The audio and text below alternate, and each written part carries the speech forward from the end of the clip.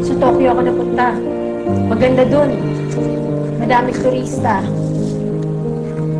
Pero syempre, palagi ko kayo namimiss. Di bale, ate. Paggaling ko, matutulungan naman kita eh. Magtatrabaho na ako. Ano ka ba? Hindi. Ako yung ate. Basta ang gusto ko, mag-aral lang kayo ng college. Makapagtapos kayo. Tsaka alam niyo ba kung anong pinag-iipunan ko ngayon? Yung pampaaral niyo sa college. May college plan para sigurado na yung future niyo. Basta pangako ko, hindi ko kayo pababayaan. Hindi na tayo magkakahiwa-hiwalay. Long, kamusta na yung kaso ni Mang Karding?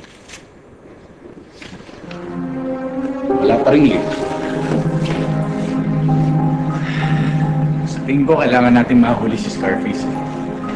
Siya lang makakapagturo sa atin kung sino talagang mastermind ito. Sa kanya lang natin malalaman kung sino talaga nagpapatay kay Mang Karding. Huwag kang mag-alala, Bernard. Pinakikilos ko na yung mga tauhan ko para mahanap siya. Malulutas din yung kaso na yan.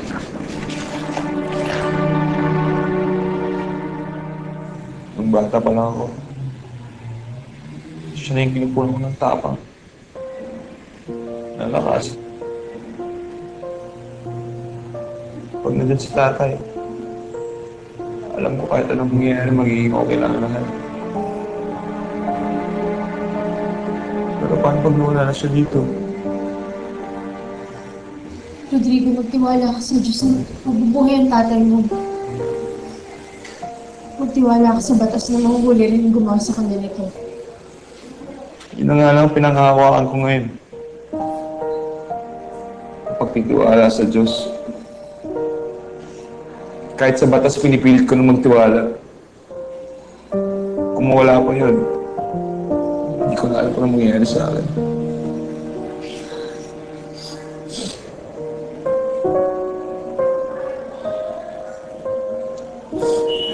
Baka nga pala hindi na ako bumalik sa academy. Bakit? Kung sakasakali makaligtas si tatay. Siguradong gastos pa yan. Kailangan ko kumita ng pera para sa kanya.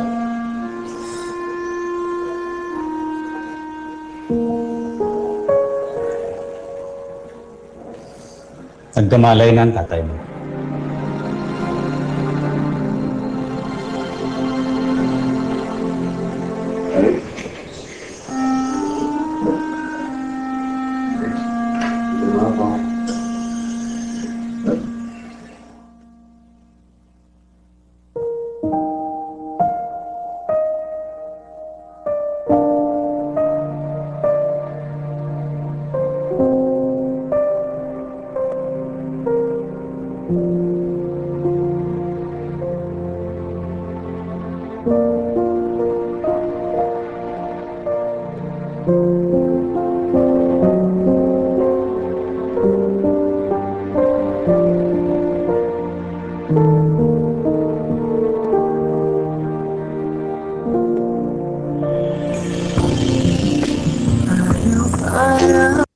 Baldado si Mang Karding. Hirap magsalita. Naku, ang laki ng gastos sa therapy ah. Kawawa naman si Rodrigo. Saan naman siya kukuha ng pera? Nag-aaral pa yun. Balak niya nga pong hindi na bumalik sa academy para makapaghanap ng trabaho. Gusto ko siyang tulungan. Hello? Paano naman tulungan yun? Yung pinag-iipunan pangkalig sa mga kapatid mo, ang laki-laki na nun eh. Idadagdag mo pa yung Rodrigo. Ate Didit, kahit naman po ayokong makipagrelasyon, alam niyo naman mahal na mahal ko si Rodrigo eh. Hindi ko siya pwedeng pabayaan. Ayokong bitawan niya yung mga pangarap niya, kaya tutulong ako.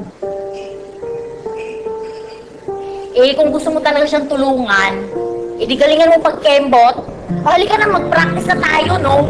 O, halika na, okay. O, sige, sundan mo ako, ha? 1, 2, lamputan mo talaga. Sige na, 1, iikano mo talaga yun. Ang taong hinahangaan ko, ate ko. Kasi mabait siya, may prinsipyo at mapapagkatiwalaan. Kapag mahal niya ang isang tao, hindi niya ito papabayaan. Kahit isakripisyo pa niya sa iyo. Gabi-gabi ay naging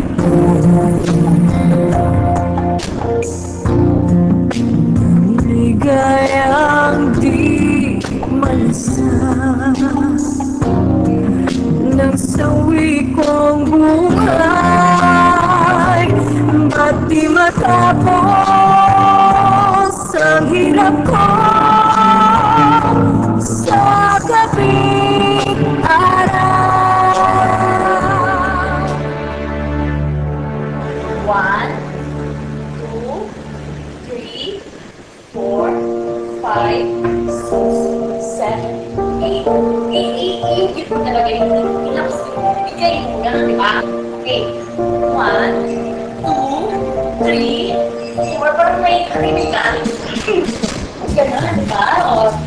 Ito, dito naman tayo. Ito, makinig ka kayo. Ito yung pinaka-importante. Right side forward. Relax. Okay.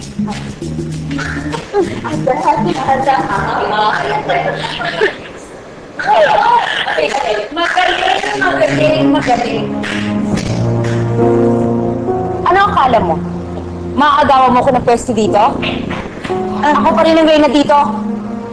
Amanda, napanood mo siya, di ba? Handa na siya. Kayong dalawa na ang reyna dito sa club.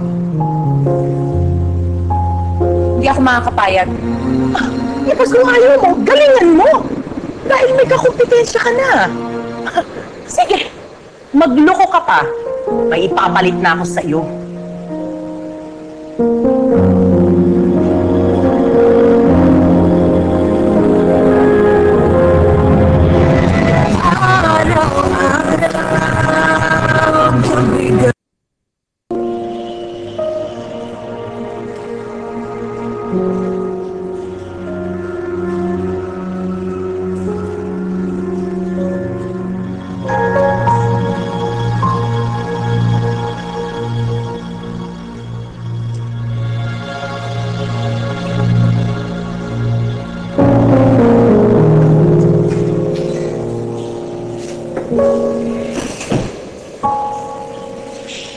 Eddie, Rodrigo pa.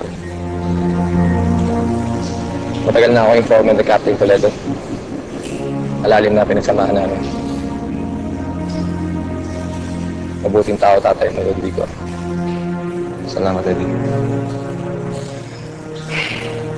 Siguro gulong-gulo ko na sa takbo ng investigasyon.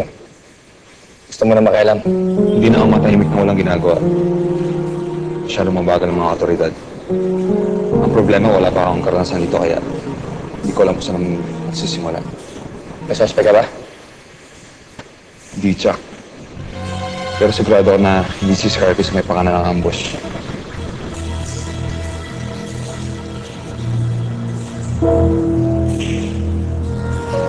Tingin ko makakatulong to. Simula.